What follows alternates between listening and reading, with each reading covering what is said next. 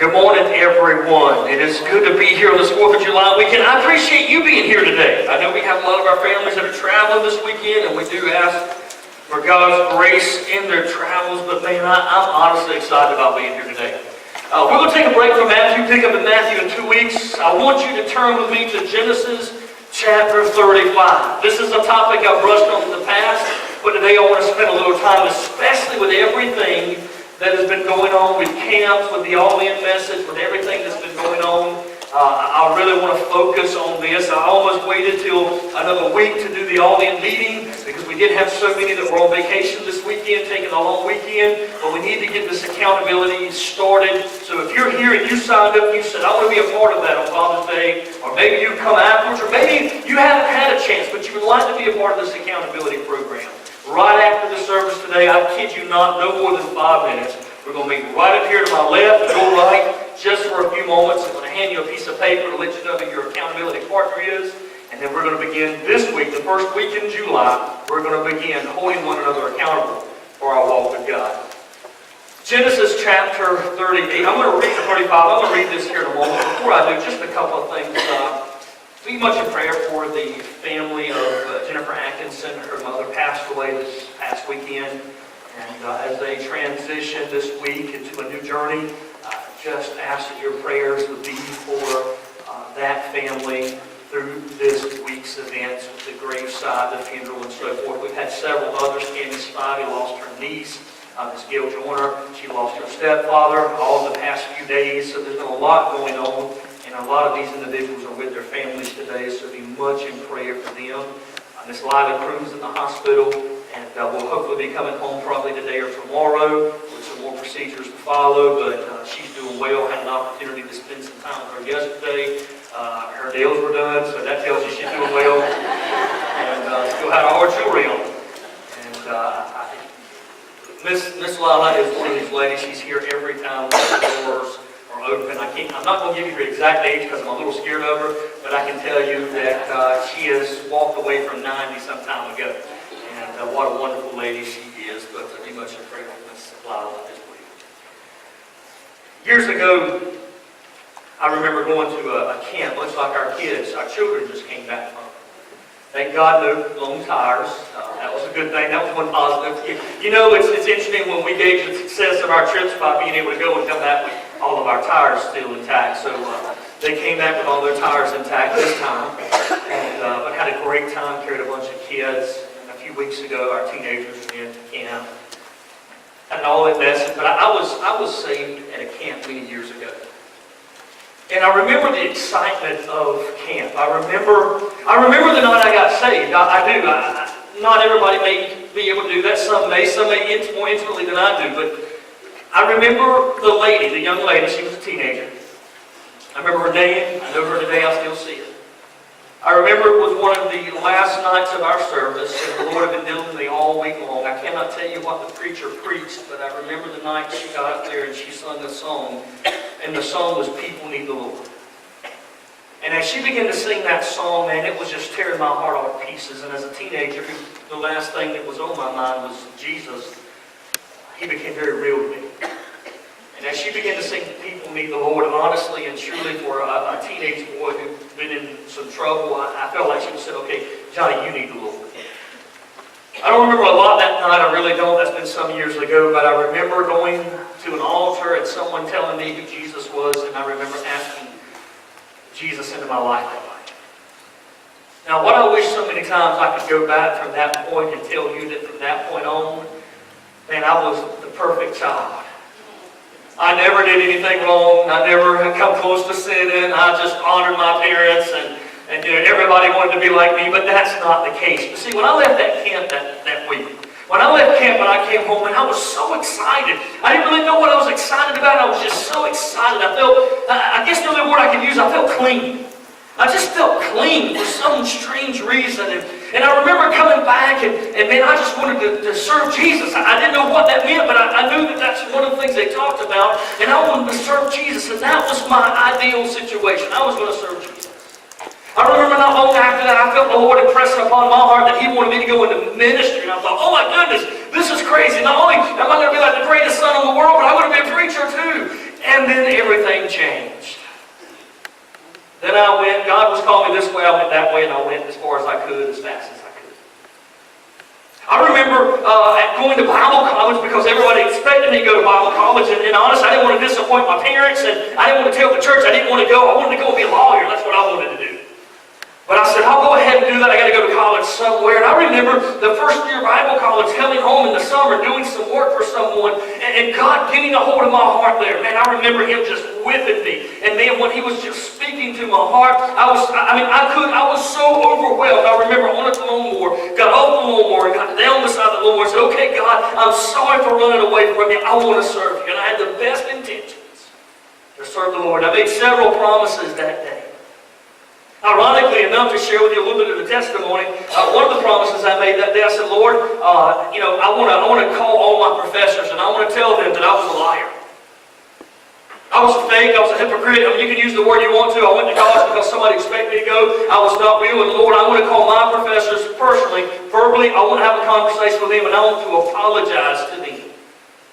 I called, Dr. Brown was one of them I called, and Dr. Brown is a professor now at Liberty. And in their their long-term or long-distance studies, and was at Southeast at the time. I called him, and I just began to go through my professor's line. And I said, Lord, if You give me the opportunity, I want to be able to address the entire student body. Never thought that would happen. The very week we came back, my sophomore year, the speaker didn't show up that Sunday. That Wednesday. That's when we had chapel. The speaker didn't show up. And the head of the student body said, listen, we normally would just dismiss you. The speaker had some issues. But today, I want to know if there's anybody that would like to share a word of testimony.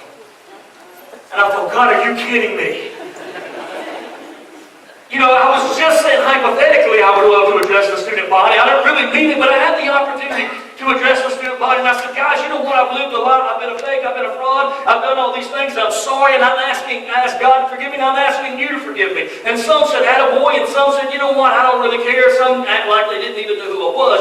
But the point is, I needed to do what I needed to do in order to get my life back in line with God. Those are good examples. But let me tell you, for those few good examples, there have been so many examples of times that I was in a revival, or times that I was in my own with God. There were times when I was in a difficult or crisis situation, and I said, Lord, if You help me through this, then I will, and fill in the blank.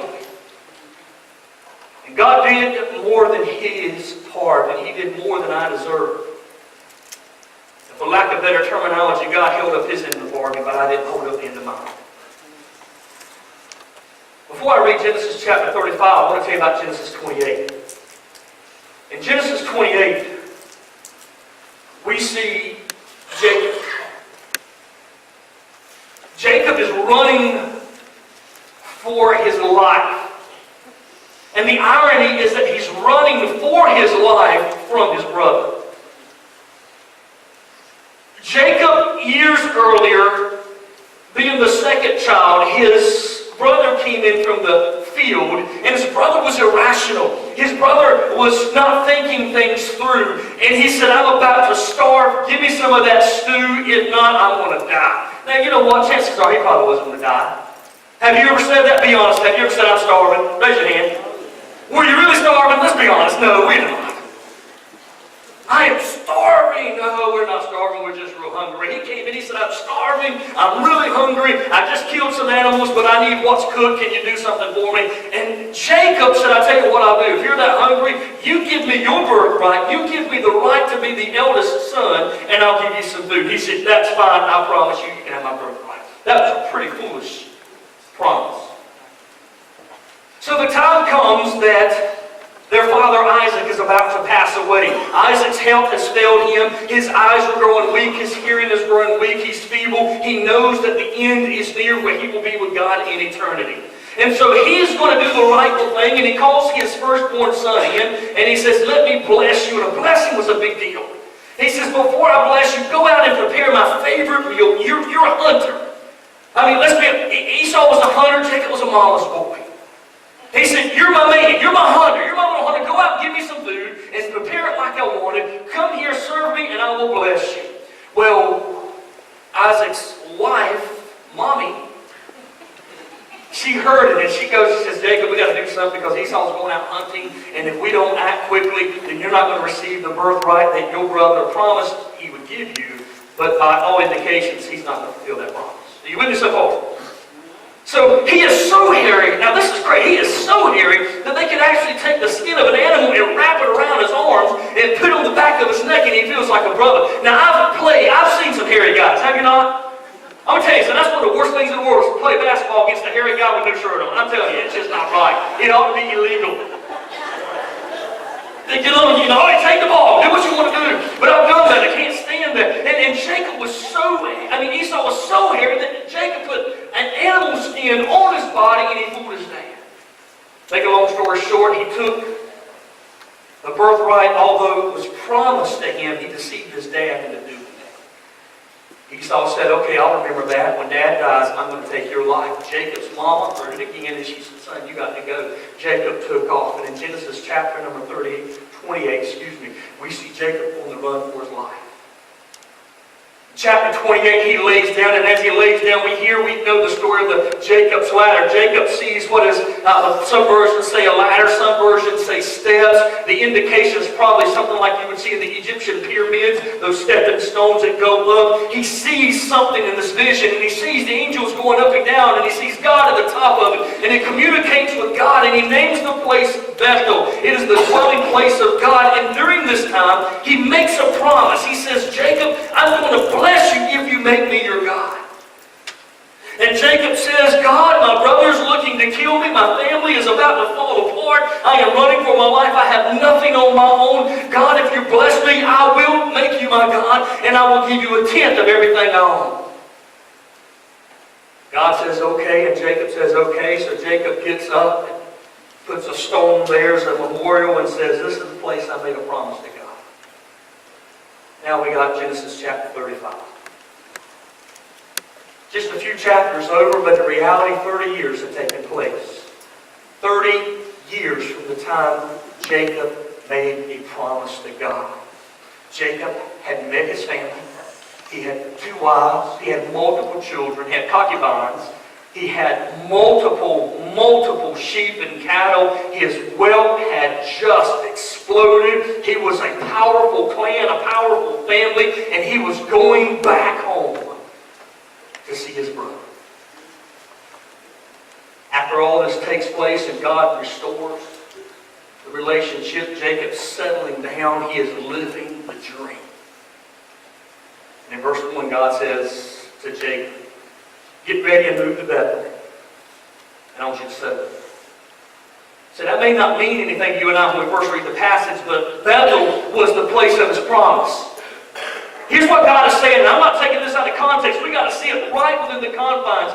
God is saying, I want you to go back to the place that you made a commitment to serve me. I want you to go back to Bethel, called Luz at the time. I want you to go back to the place where you were broken, where you were helpless, where all you had was me. I want you to go back to the place where you called out and said, God, I'm going to serve you. I want you to go back to Bethel, and I want you to settle there at the place of promise.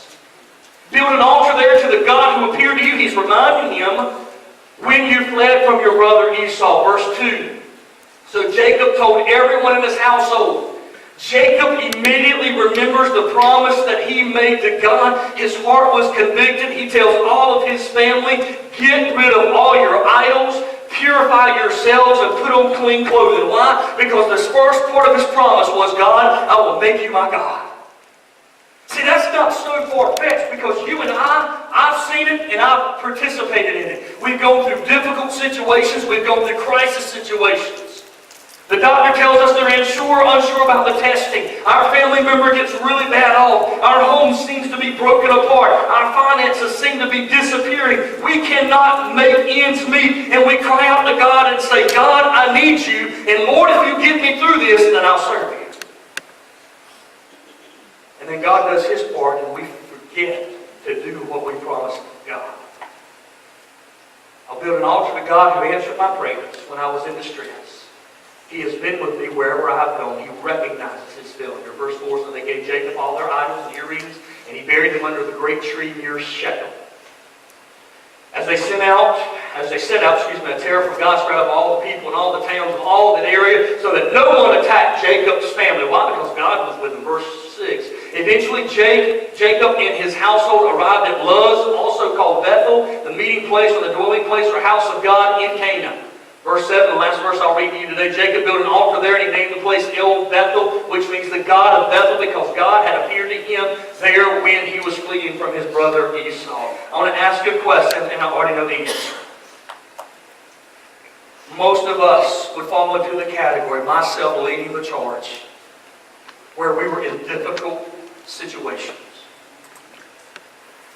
Maybe we've never prayed or talked to God before, but all of a sudden God becomes very real. And we've called out and we've cried out to God and we said, Lord, if you help me through this situation, if you heal me, if you bless me, if you give me, if you forgive me, if you change me, then I will do, and we fill the blame. I've been in the hospital bed and people said, Preacher, if I get out of this hospital, I'm going to be at church every time the doors are open. And for the first month, they did that, and then they got less and less until they don't even talk to me anymore. Preacher, I'm going to tell you what, if I can get my family back, I'm going to put God as a priority in my home, and I'm going to be the man, or I'm going to be the lady, or whomever, I'm going to be that person that God wants me to be. If God could just bring my family back together, and God brings their family back together, and that person fails to follow through on the commitment that they made to God. Don't miss the reality of this story. Jacob made a promise.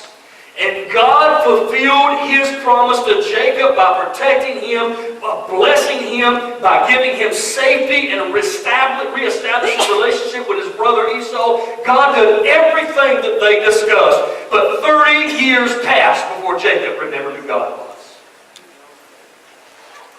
Now what does that mean to me and you? That means most of us would have said, I made a promise 10 years ago, and God knows I can't keep that promise. You may forget your promise, I may forget my promise.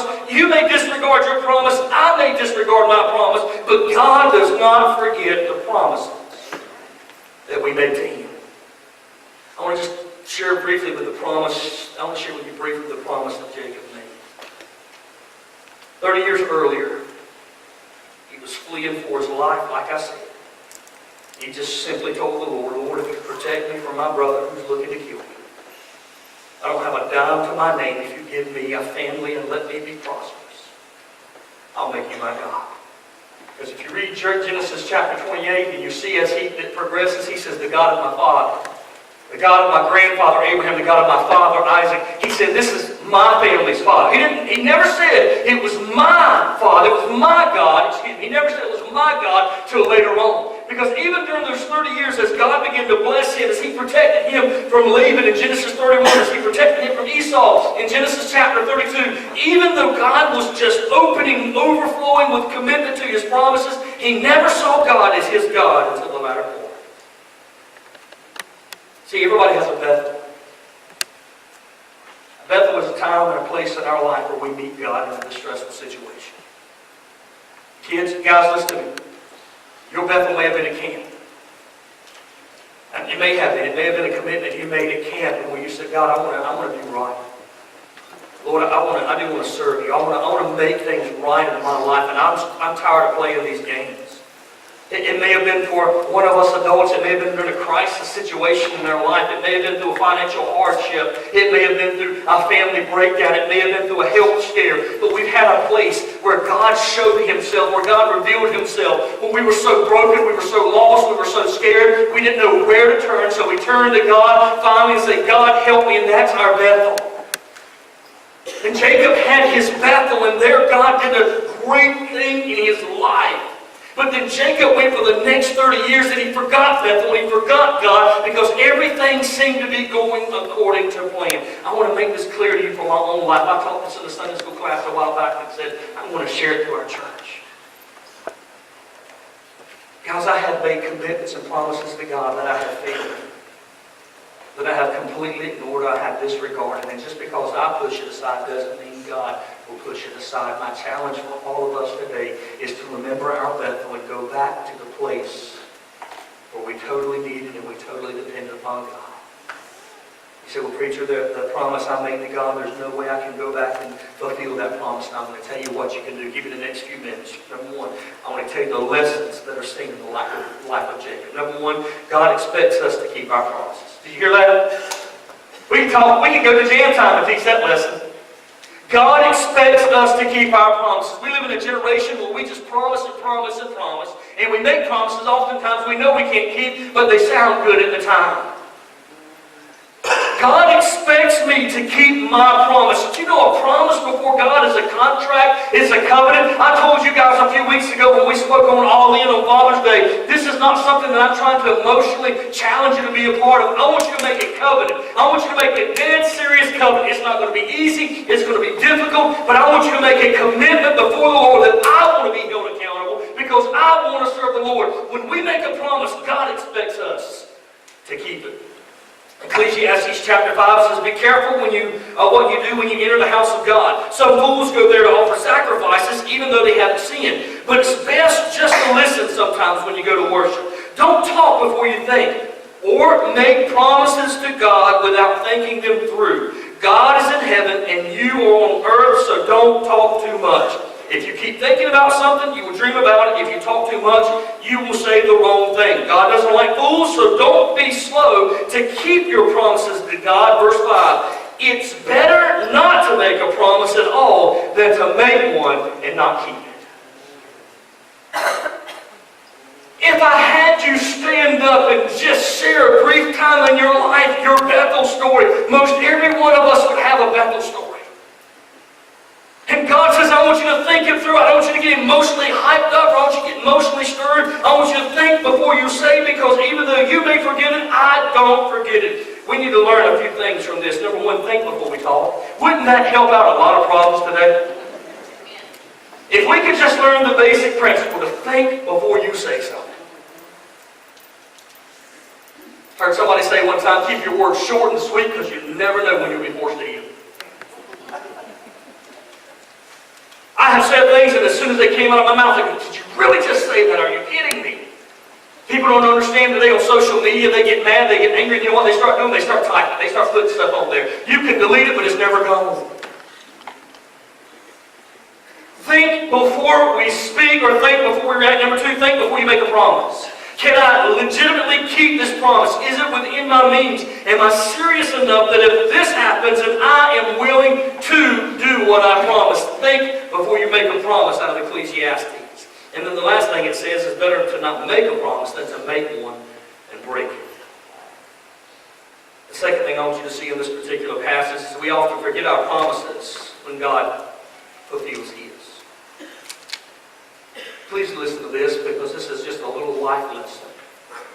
There have been times in my life where I have been in such despair, the only way that I could possibly look was God. As much as the people I love tried to encourage me, it never made a difference. People would give me Bible verses and say, I'm praying for you, and would never do anything. It was until God reached down and helped me through this situation. It was the only way that I had victory. And there have been times in those crisis situations that God has brought me out of, and I have made promises or covenants or whatever terminology you want to use. And when God fulfills His and life goes back to normality, I fail to fulfill mine. That's wrong. That's wrong on a secular level. That's wrong on a spiritual level. Let me give you a brief illustration. If you want to know if it's wrong on a secular level, go buy a car, sign a contract that you'll pay at a certain time every month and a certain amount every month, and just decide you don't feel like doing it. It's not going to work. Buy your house. Buy as much of the house as you want, Chris. You can sell them a house. Buy as much house as you want, sign the contract, go through all the legal red tape, and then when you get finished, just say, you know what, I don't really feel, I was emotional when I bought the house. I don't really feel like paying for it right now. It's not going to be your house very long.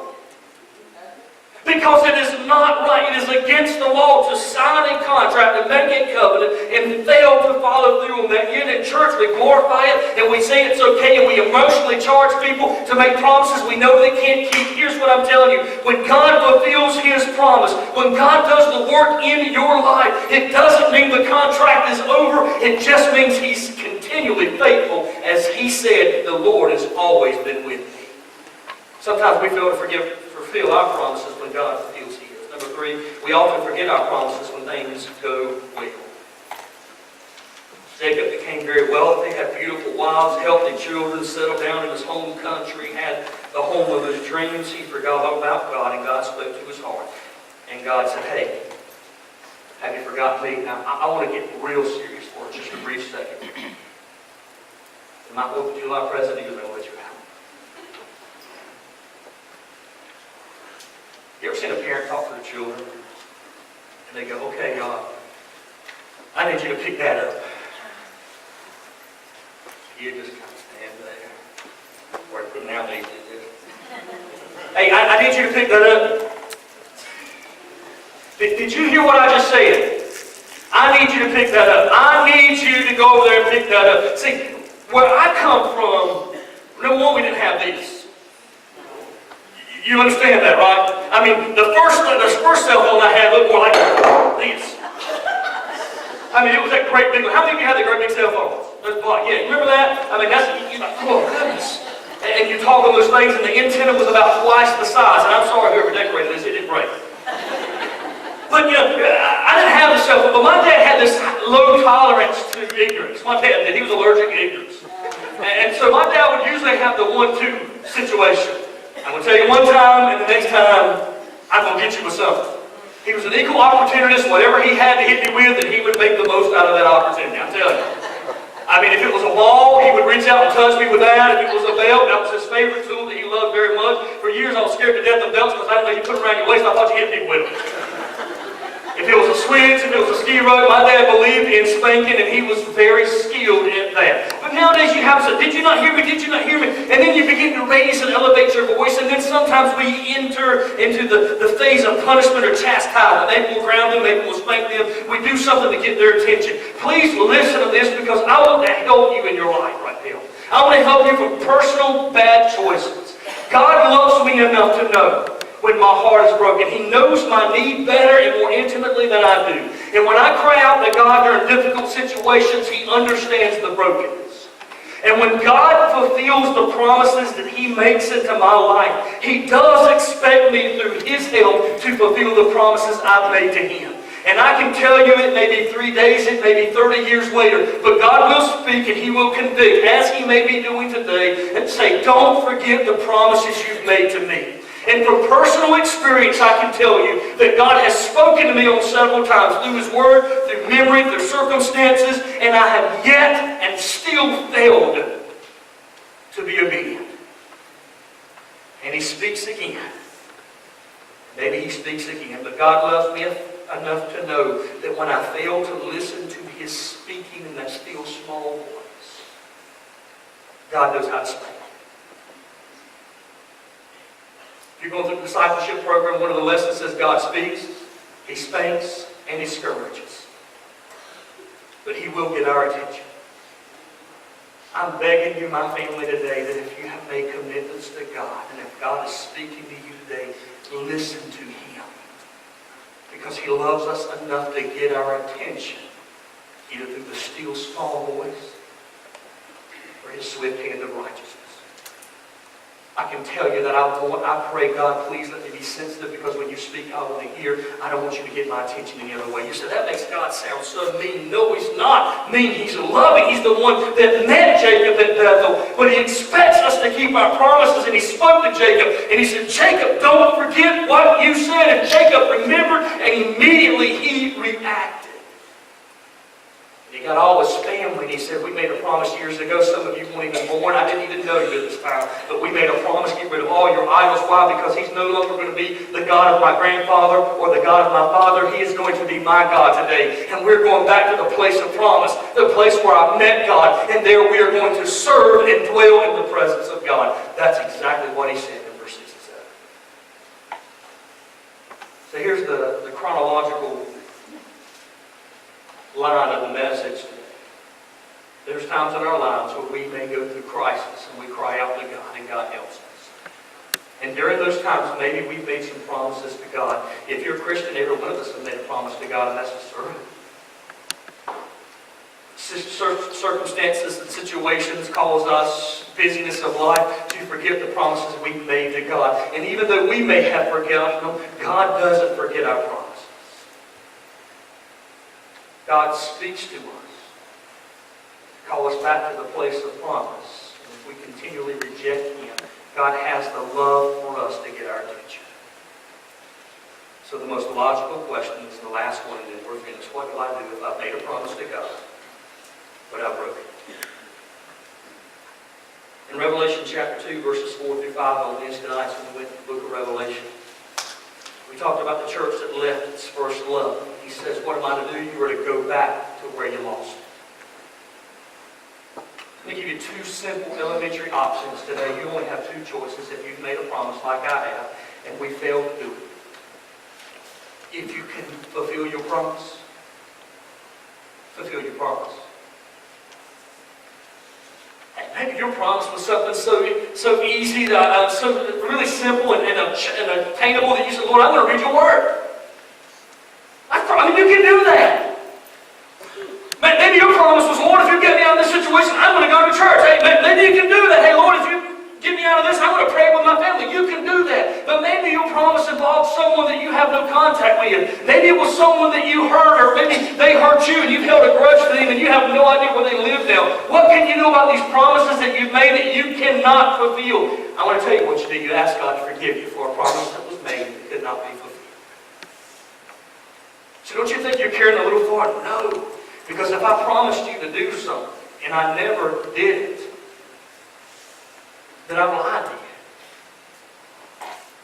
I mean, that's the exact, I've lied to you. Well, you say, well, you know what, I didn't know I couldn't do it there. Well, it depends on what you promised. Maybe I told you I'm going to come see you tomorrow, but I couldn't because something happened. I'll go see you the next day. I fulfilled my promise. I just didn't do it on the time. But you know what? We make promises to God and we have no intentions of doing it. We just want to get out of a bad situation. So you have two options. It's very simple. Number one, fulfill your promise. Lord, today I want to renew my promise to you. I want to do what I said I was going to do. And number two is to repent and say, Lord, I made a promise to you that I didn't. I thank you so much for fulfilling your end of the promise. I thank you for taking care of me during a desperate time in my life. And I ask you to forgive me for not doing my part. And then from this point forward, when you go into your Bethel, be careful about the promises you make. Because unlike you and I, we tend to forget our promises. God never forgets the words we know. The Bible says every idle word, He'll call it memory. Have you had a Bethel experience? Have you been to a place in your life where it was difficult and you cried out to God and you said, Lord, if you help me through this situation, then I will do, and you fill in the blank? Maybe you've forgotten about it until today. Maybe you just got angry. Maybe you just let it slip your mind, and today God's called it back to your memory. Maybe today you want to renew that promise and say, Lord, I have failed you in this, but today, to the very best of my ability, with your help, I want to do what I said I was going to do. Or maybe today you say, God, I have not been able to keep that promise. I will not be able to keep that promise. And I ask you to forgive me. Thank you for holding up your end of the deal. Thank you for doing more for me than I deserve. But Lord, forgive me for promising you something and not fulfilling my obligation. Jacob had a choice. He could have turned against God, but he gathered his family together and he said, 30 years ago I made a promise to God, and I have not kept it. But today we're going to go back to that. Would you bow your heads with me?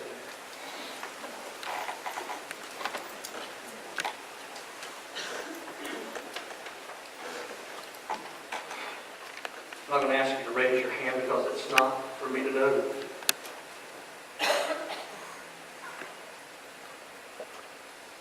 But I'm going to ask you in your heart to answer this question. Have you ever made a promise to God?